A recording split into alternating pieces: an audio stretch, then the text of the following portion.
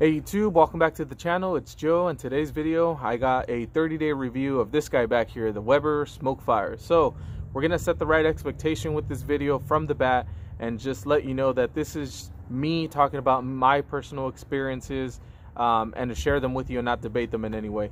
This is also not to discredit anybody that has had issues with the Weber SmokeFire.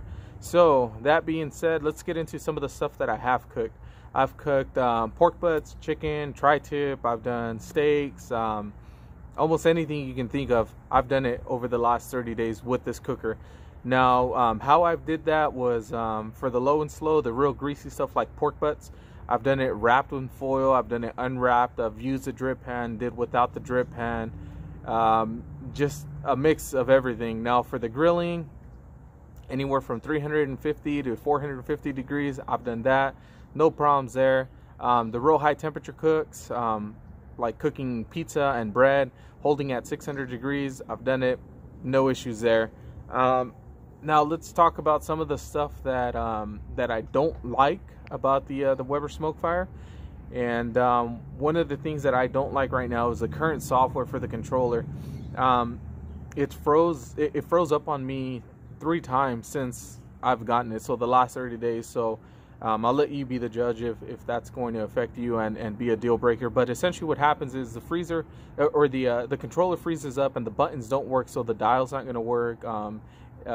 Nothing really on the controller works. It just locks up. Now what I've had to do is just turn it off and turn it back on, and I was back up in my my temperatures usually within about 10 minutes. So that's something that I don't like, but being software related, I know it can be fixed, and I actually reached out to Weber and talked to them about it, and they were aware that some controllers are having issues. It looks like it's a very small amount of controllers affected by that, but there's a software issue coming out in the next couple of weeks that should fix that, so I'm looking forward to that. Again, not that big of an issue to me because I had to turn it off, turn it back on. 10 minutes, I was good to go. Now, the other thing that I don't like is you can see here, right here, where you hang your barbecue accessories, right? So if you're using a spatula, tongs, whatever, it's only got 2 of them. I wish it would have had 3, because they do include a scraper to clean the barrel of the cooker, and so that's going to take up one of the little spots there. And then the other thing that I use is a grill brush to clean my grates. I think it would have been cool if they had a 3rd one. That way I can hang my utensils that I'm going to use. So if I'm doing burgers, right, it's going to be a spatula. If I'm doing something like chicken, I'm going to be using a set of tongs. So I think that would have been a little bit better if they would have had 3 instead of 2 there for the accessories. The other thing that I don't like is the power cord. I haven't had an issue with the actual power cord, but I do feel that it's a little too short. I think it's about 7 feet. If we were at about maybe 10 feet, 15 feet would have been real good for me, but you can fix that just by using an extension cord. Just make sure it's the right gauge. That way you don't have any lag in the controller. The other thing that I don't like is the castors. The castors could have been a little bit bigger. I'm moving it around, and it goes over through the little cracks of my cement, right, in my garage. It gets out. I don't have any issues with it actually rolling over these cracks, but it struggles a little bit. If it would have been maybe an inch bigger, 2 inches bigger, I think that would have been a better design for the wheels there.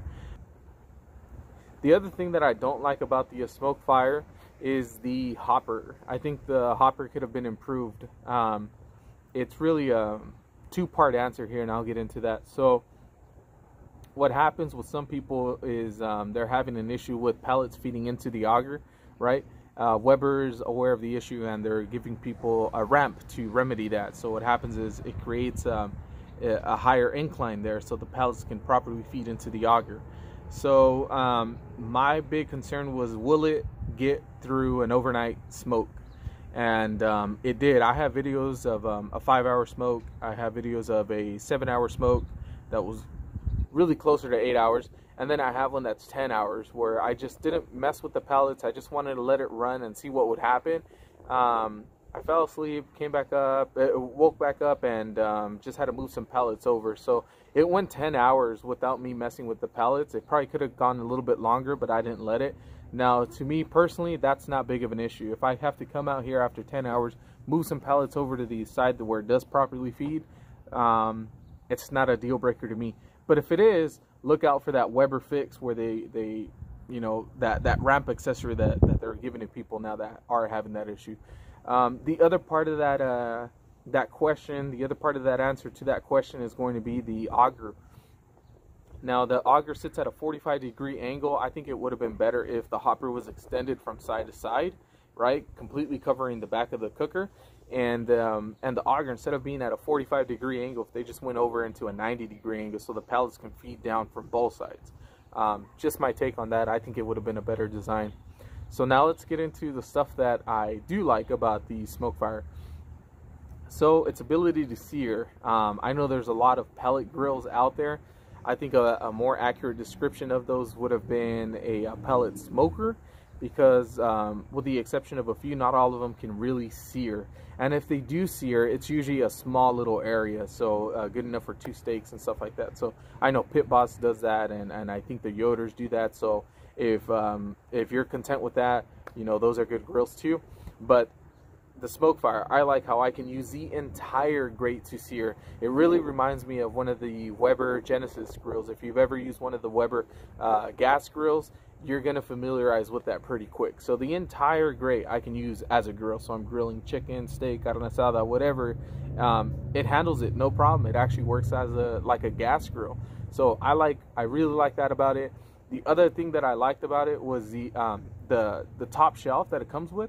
Now, I thought this was more of a warming rack. It's not, guys. I was wrong.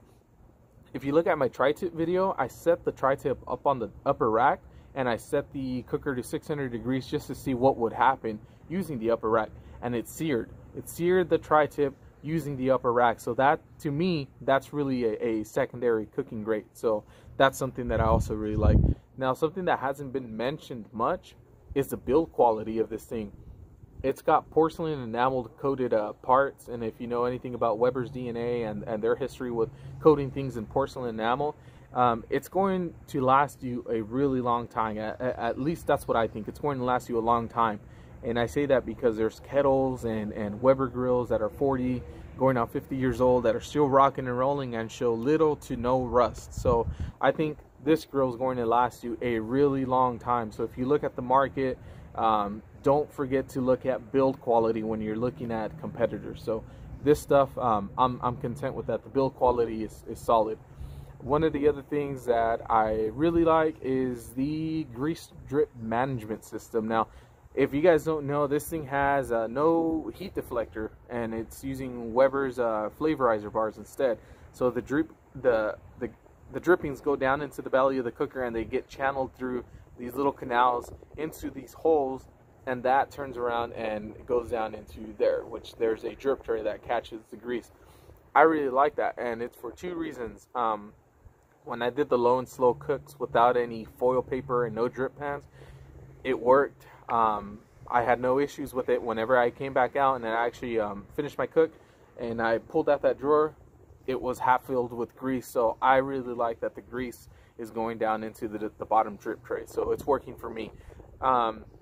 The other thing that I really like about that is that whenever it comes time to cleaning it, all I have to do is pull the grates out and the flavorizer bars, and I use a scraper that Weber includes if you get this, and I scrape down the sides, the belly of the cooker, and once all that's scraped down, I take a brush and I brush that into the holes, right? These holes are part of the grease management system. And the alternative there compared to my previous grill was that I had to use a shop vac. I had to use a shop vac to clean the fire pot, and you know, all the ash builds up in there. So I really like that I don't have to do that with this. It takes me tops maybe about 3 minutes. So personally, I think that's pretty good. That's low maintenance. That's what I would consider low maintenance. So I like that. The other thing that I like is the flavorizer bars. When the drippings go down and hit the flavorizer bar, it vaporizes the grease and creates a smoke. That smoke goes back into your food.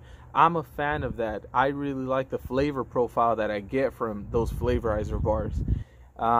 Let's see, the other thing that I really like is that side shelf right there. That side shelf is sturdy. It holds my 18 by 2 feet cutting board, and so I use that as a cooking area, a work area. I really like that, and it's really sturdy. I can lift the SmokeFire just by that shelf. The other thing that I like is over on the other side, the opposite side, there's a handle. This is so you can move it around. Again, really solid build. I can lift the SmokeFire from that handle, and it doesn't feel flimsy. There's no flex in it. It feels solid, you know. So for this price, I think they did a really good job with the build quality of this thing. The other thing I like is the control there. You can see it, yeah, right there. The control's easy to use. It's just down at the bottom, you got an on and off switch. I turn that on, and it's a dial. You turn your dial to set your temperature, you click it again. I'm happy with that. Simple, straight to the point. I like that. So now what I'd like to get into is some of the issues that I've seen around the SmokeFire. And the first one is going to be grease fires, right? So here's the thing, guys. If you're cooking with pretty much, regardless of the cooker that you're using, there's always a possibility for a grease fire. That's just the honest truth. So if you're using a gasser, if you're using a Kamado, an offset smoker, they're all vulnerable to having a grease fire, and you have all the recipes in that cooker to start a grease fire. So what I've always done was use drip trays and try to keep my pits as clean as I can to prevent grease fires. The SmokeFire is not exempt from that, so keep it clean, and I think it's going to treat you well and you will like it. The other thing around the other issue around the SmokeFire is the grill's not getting up to temperature. I've seen that in the Facebook forums or the groups, and this has to do with a few different things. It could be software related, right? So there's a fix available if that's the case. Two, it could also be the pellets that you're using. If you're using pellets that break easy, or if you're not sifting your pellets before you put that into the hopper, what happens down in the auger is dust builds up, right? Now when dust builds up, that takes up some of the space that normally would be used for a pellet.